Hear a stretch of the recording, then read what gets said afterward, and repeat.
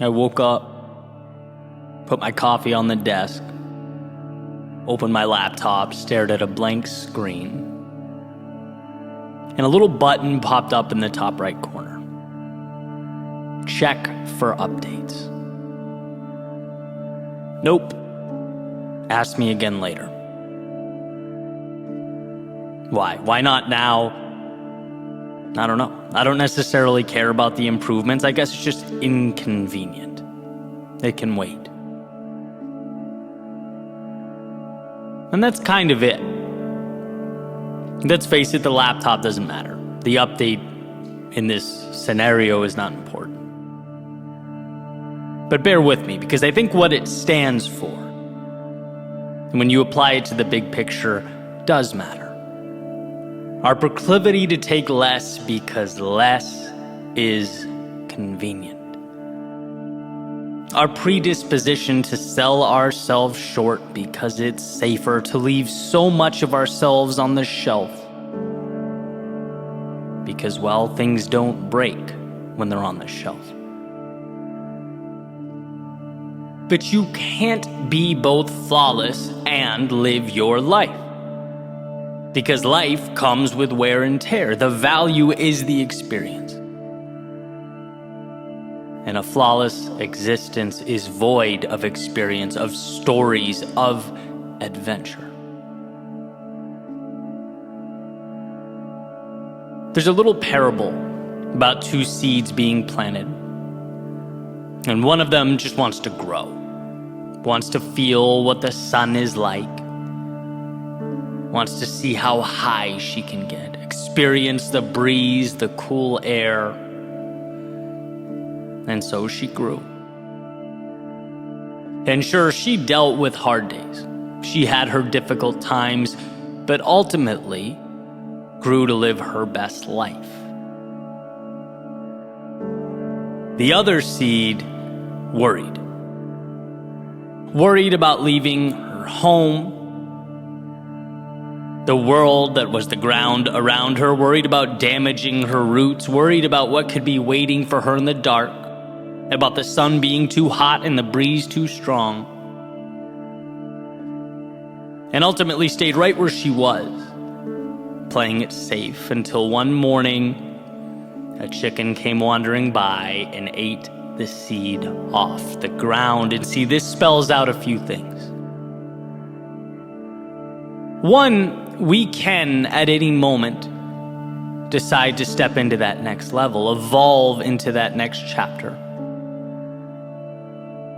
But also, not doing so comes with a cost. Sometimes a hidden cost. There's a tendency to think that preserving the status quo, because it's safe, is valuable. But understand something, you are not a collector's item. You weren't made for preservation, you were made for growth. To expand, to reach out towards the heavens and feel that sun, that breeze. And sure, upgrading means vulnerability. It means accepting that the unknown is bigger than you, but also contains within it everything you need. Whether it was people, things, money, resources, I used to think like that seed, right? How can I hold on to what I have? Contain, play small. I can't lose this. I've come too far. I've worked too hard. What if everything goes wrong? I can't upgrade now. Maybe later. Maybe someday when the time is right. When it won't hurt or require that I step outside of this little world I've created. But guess what? Growth always asks of us that we leave the comfort of now. It always offers us the world in exchange for the courage to see the unseen and trust ourselves to bring it to life. And when I realized this, I saw how the act of trying to perpetually maintain the status quo is debilitating. It's looking at life through a lens of scarcity. It's only when you start to grasp how abundant life is that you realize by simply stepping into that person you are destined to be, you'll attract what matters. Some things will go, and you'll leave them behind. But those things no longer serve you. They played their part, they added their value, and are now merely stepping stones as you move to something greater, and that's just it. Sometimes living means wishing you did things differently, looking back and acknowledging that you need to be better.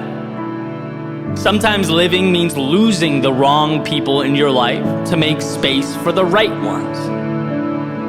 Sometimes it means spending days, months, even years wandering down the wrong path so that you can get a glimpse, so that you can realize what the right path looks like. Sometimes it means no reward, no validation until that compounding finally takes place. Finally, you see just how powerful those small steps were and will always be. It means seeing yourself as the person you know you can be. Maybe not necessarily the one you are today, but betting on yourself when no one else would. There's an idea that people are neither good nor evil, but they have both within them. They choose through their day-to-day action how they'll live, who they'll be. And sure, this is a tad oversimplified, but I think the duality is useful, right? Because in a different context, for everything that occurs in your life, you can find a reason to celebrate or a reason to grieve, a reason to grow or a reason to hide. It all comes down to what one chooses to see, how they choose to look at the world. I'll never forget when Peterson talked about curtains, right? With tears or holes in them, same world on the other side.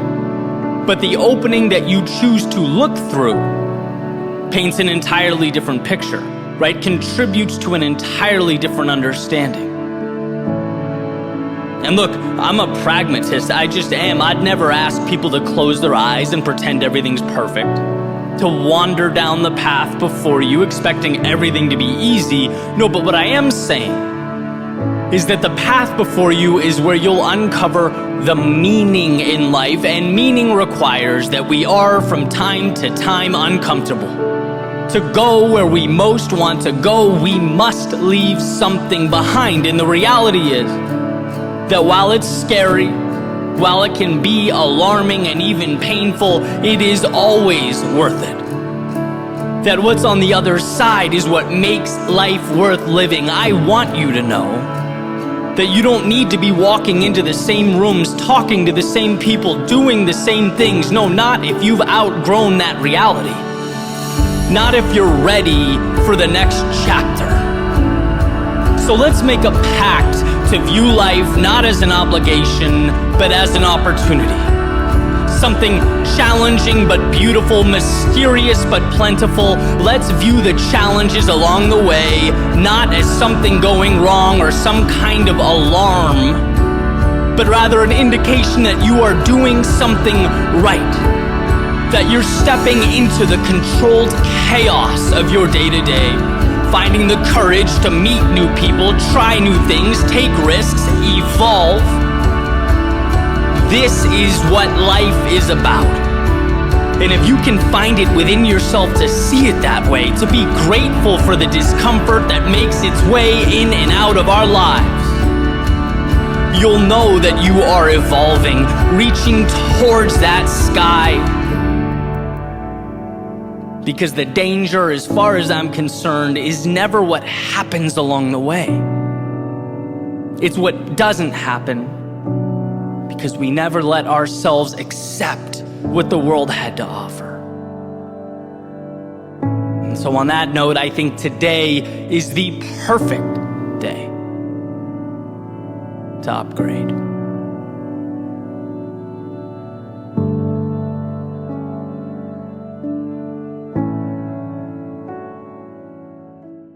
Hey gang, Eddie here. So I've been building something alongside your world within. It's called AGNS, Always Grateful, Never Satisfied. If you've been listening to the podcast, you know exactly what that's referring to. That duality of appreciating the present moment, but also not being afraid to ask the world for more, for diving fully into your potential. And I'd love for you to be a part of this journey as we build and build and build. I have a free newsletter, agnsnewsletter.com, where you'll get daily motivation, monthly challenges, as well as updates on all the exciting things we have coming around the corner. So if you're so inclined and you'd like to be part of this journey, I'd be honored for you to sign up. Link will be below. Look forward to seeing you there.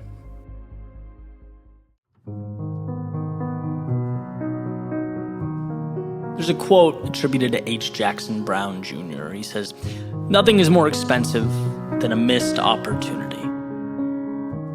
I tend to agree with this. I also think it's interesting that these missed opportunities are also the most difficult, if not impossible, to quantify.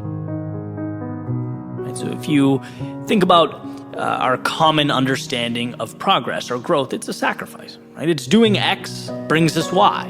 Doing the work gets the result. It's a simple formula, and you can show your proof. You can work backwards. Right? I started working out 1 hour a day 6 months ago. This is what I look like now. The cost was 1 hour a day. The result, well, this is what I look like now. But what's the inverse of that thinking? What's the cost of not doing the work or starting the journey or taking the steps? See, we don't think about that. We don't think about the opportunity cost. Our instinct is not to question the actions we don't take. I was listening to an old lecture from Jim Rohn, who I love because he's such a practical thinker. He's got ideas you can literally, plug right into your life. And he had an amazing point. He was talking about a conversation with an old friend in which he asks his friend, who apparently watches a lot of TV, he says, "Hey, what does that TV cost?" His friend says, "Well, I think it's like $500. Jim says, "No, I don't think so." His friend says, "Yeah, I bought it, $500. He says, "No, I think it's costing you about $40K a year." Why? Well, not because of what he paid for the item, but because of the opportunity cost. What his time using that TV could be reallocated to. That's what's so incredible about that point. It's like, just because you don't have something doesn't mean you aren't in fact losing out on it. Time is our most precious of commodities. Its utilization is the gateway to transformation. It should be protected. And, the intent of the message is not to walk around panicking about every second, of every minute, but more being aware holistically how recklessly we use our time. I don't know if you've ever looked at the screen time usage on a cell phone before going to bed at night. It's terrifying. Right? Some of it was necessary, but a lot of it wasn't. And what does that cost? What does 2 hours a day of not moving towards a dream or goal cost you? What about when it accumulates and it becomes 14 hours a week? Or roughly 56 hours a month, or times 12, 672 hours a year. These numbers start to get eye-opening. Right? All it takes is a little awareness, and we see how often we dispose of time like it's valueless. Everything we do has a cost, because in doing it, we are making a decision to not be doing something else with that time. And again, I believe in balance. I want to emphasize that. I'm not suggesting that we walk around like robots, clocking in, clocking out, checking boxes so that we don't ever waste a minute, right? As the great Keith Urban says, the best days of my life were all that wasted time. We should explore and enjoy and love and laugh and experience life. But that awareness makes us more intentional with those pursuits.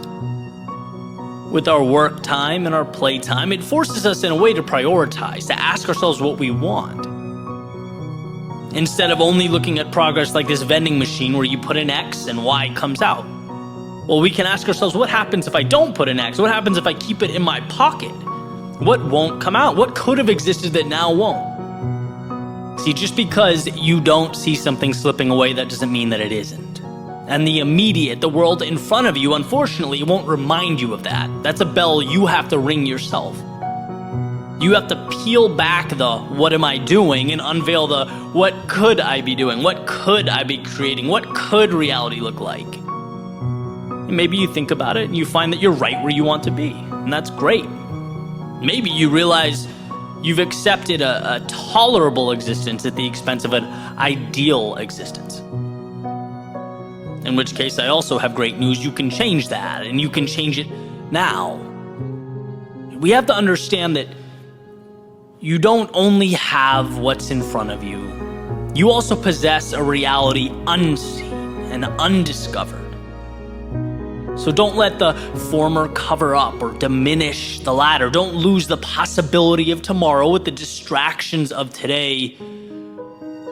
Don't forget the cost of inaction with regard to those things that truly matter.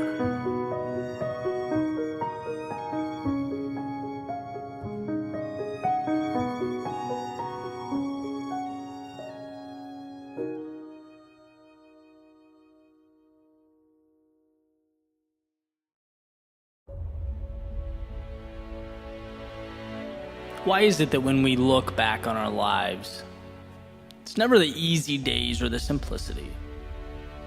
It's not the calm that changes our reality or makes us who we are. Don't get me wrong, calm and simplicity, they're wonderful, but they're not transformative. And why would they be? Why would we change or seek to obtain more without a reason or incentive? It's times of struggle, of turbulence. It's when life was hard that we had to rethink who we are, reshape the way we look at the world. Right? Because without chaos, you don't get calm.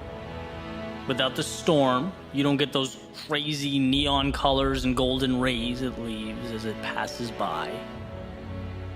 In order to triumph in any capacity or any area of life, there's always a sacrifice that must be made. The adversity is the fire that forges the iron. There's a saying, hard times create strong men. Strong men create good times. Good times create weak men, and weak men create hard times. It's a cycle. And this is generally used in a socio-political sense, and I think in a lot of ways it applies today, but where I've really found it useful, where I've found value in it, is at the personal level. Because what I've noticed is that growth also appears to have a cyclical nature. And when we're in a rough situation or overcoming an obstacle, we have to push, we fight, we grow. Sometimes without even realizing it, we achieve a result, and by default, this transformation that in one way or another makes us something new.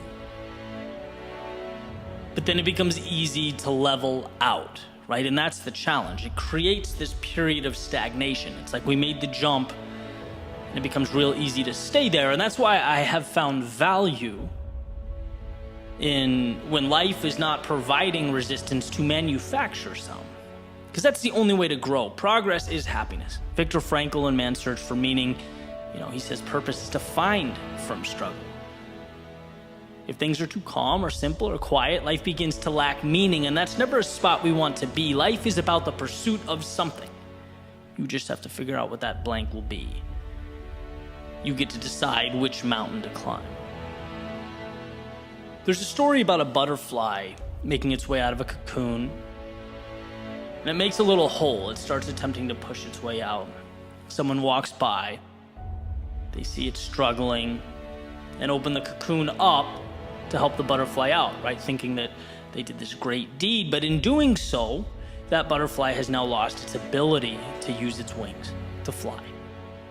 Why? Because the strength that was necessary to fly would have been forged when he fought his way out. The butterfly was deprived of the very thing it needed to become something more, and that's the point. It's easy to get lost in the now and seek to eliminate everything that doesn't make the moment more comfortable, to remove that which doesn't make things easier, But whether we're talking about collectively or the complacency in our individual lives, we have to remember that avoiding discomfort isn't the answer. When your biggest problem is Amazon taking 5 days to deliver, or that your feelings are hurt by someone's comments or opinions on social media, you've lost track of yourself. You may be living in a world lacking the resistance necessary for growth. Maybe it's time to ask what matters. And I remember when I lived in Boston, I'd walk around listening to podcasts downtown, and I'll never forget hearing Ryan Holiday differentiating between passion and purpose. He called passion temporary, a dopamine hit. It's the excitement before the project begins, the beginning of a journey, the honeymoon phase. But passion alone falls short. And it falls short because anything worthwhile is hard. It tests us. It repeatedly presents us with those metaphorical cocoons we have to fight through. We have to earn our stripes, grow our wings, and if we stop at passion, there's no reason to battle on, to take the punches, knowing that they will create for us a tomorrow full of infinite possibility, and that's where we need purpose. That's why it matters. We need something bigger to march towards, a destination that's meaningful, to remind us that those challenging times, they're not a burden. There is no poor me here. They're the fire that sharpens us, that whispers to us not only the importance of carrying on, but the power contained within ourselves to do so. This world, it is not stacked against you. It's never the problem or the obstacle. No, it's the opportunity laid out at your feet. And it's in those very times when we're uncomfortable, when we're unsure, when we don't know where to draw our strength, that we need to remember it comes within. It's an idea that is brought to life through courage, through understanding, through the trials and tribulations of life that didn't intimidate or hold you back, knowing that life has given you everything you need to blaze your trail. So don't be afraid to let it take you somewhere new.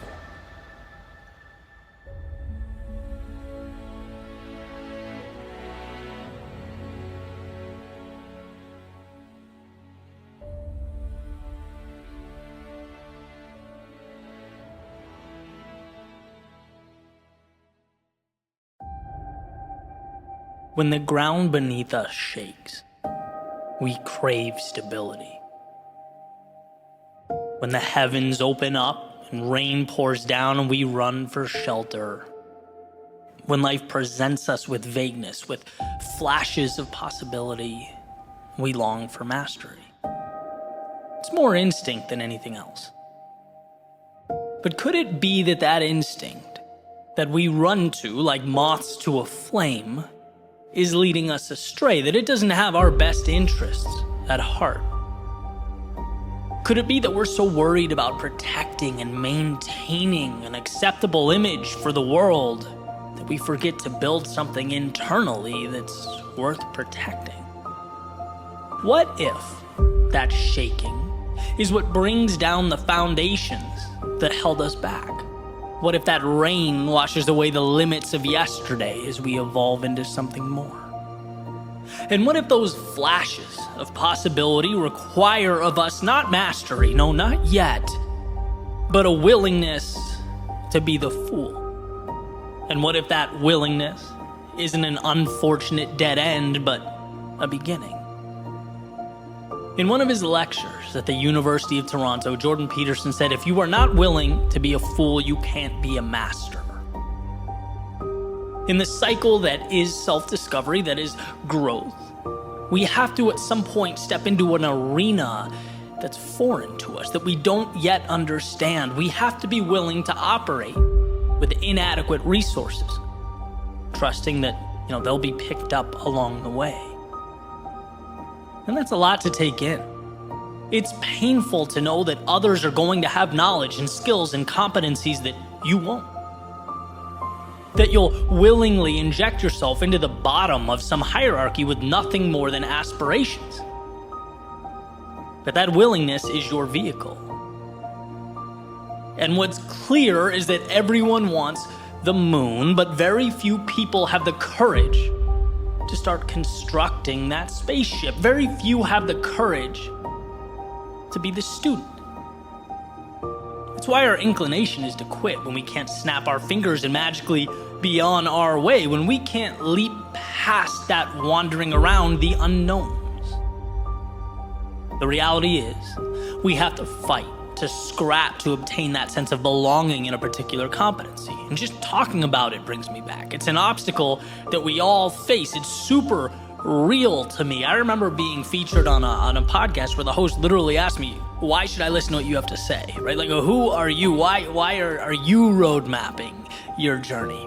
Right? I remember fighting for relevance in an area in which, at the time I knew almost nothing about. And I love how Peterson articulates this battle. He says at some point, you'll want to make a change and you'll feel like an imposter. And guess what? You are. But you have to be. You'll ultimately feel worse if you don't do it. That's imposter syndrome. Feeling like a stranger in your own body. And guess what? It's not wrong. It's just a beginning. I like explaining it like jumping into a cold pool. It feels uncomfortable at first. It feels out of place, but then things normalize. They become comfortable. And what's the other option? To fear that minute of discomfort and never jump in? It's what we need to tell ourselves when we want something, but the climb seems too steep, right? That climb is manageable. You'll acclimate. The adversary's pushing beyond that fear of starting anew, taking your limited understanding, bringing it to the base of that mountain, a new Goliath, and looking up with confidence. And the question is, can you be foolish enough to do that? And once you've made that ceiling your next floor, will you be foolish enough to do it again and again and again? And breaking through that fear, knowing that stumbling around for a period of time doesn't kill you, it's required. It's the inability to show weakness or appear vulnerable. That's what chips away at you for a lifetime.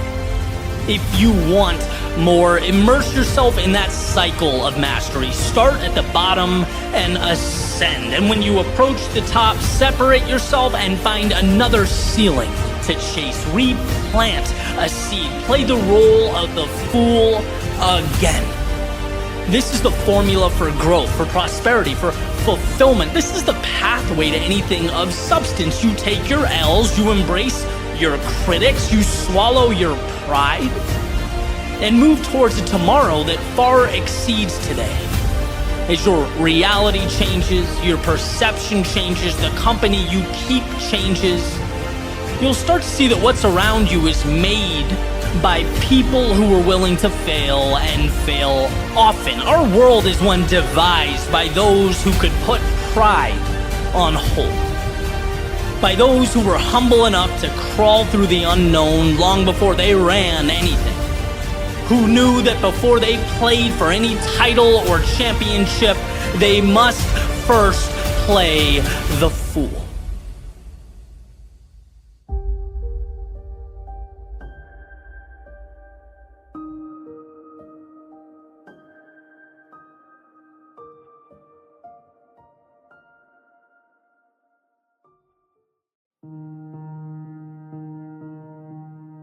If you don't allow yourself to be vulnerable, you forfeit your greatness.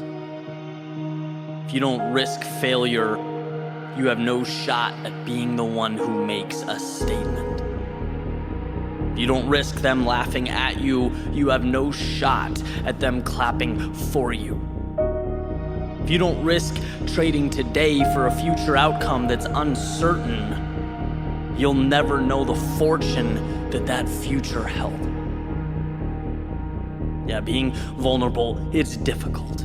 It's hard, it hurts, but it has to. It's the ocean that separates what you have from what you want. The mountain that stands between who you are and who you want to be. And being vulnerable, it means you stop looking at what can go wrong and you start thinking about what can go right. Because every question's a double-edged sword. Right? Do you release that song? Because it could flop, but it will also kickstart your dream. Do you make that first trip to the gym? Because you'll probably look like you have no clue what you're doing, but it could also lead you to feeling better about yourself than you ever have before.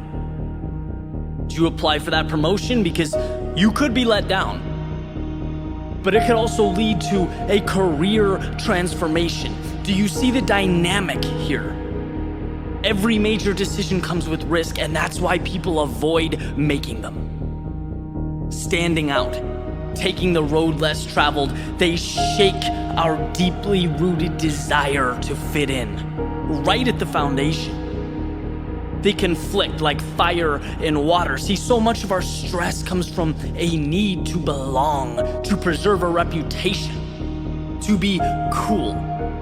You want a fun experiment? Watch how fast being cool turns into mediocrity. It's doing the things that are not cool over and over again that constitute greatness. The ones who are different, bold, out there, they change things. The ones who are okay being called irrational, okay being laughed at, okay with failing and not getting it the first time around.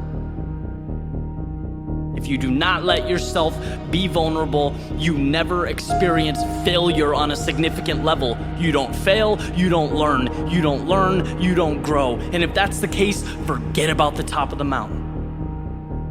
Safety, comfort, a flawless reputation gets you a nice seat at the bottom looking up at greatness, at those who saw the opportunity and were willing to take a chance. So while you climb, keep your eyes on that big picture. Remember that we outgrow our worries. Through each stage of our lives, we look back and we realize that our previous priorities were misaligned. We worried about things that didn't matter, allowed our decisions to be guided by variables that were irrelevant. And that's the beauty of risk. It escalates this realization, pushes us further and further past the little things that mean less and less with each step taken. Your mistakes will not matter. Criticism from strangers will not matter. What will matter is whether you took control and did something meaningful with your life, whether you followed your heart and your instinct. And I know it's hard, I know it's uncomfortable. I can't sit here and guarantee the path will be paved out in gold, everything will go how you want, but I can promise this: you will learn, you will adapt, and move forward. I can promise that the critics and the naysayers get smaller and smaller until they fade out of the picture altogether. And most importantly, I can promise that if you don't do anything, you will not go anywhere, and that is the only way to fail. So trust yourself. Trust the process, believe that you are extraordinary, and go make your magic.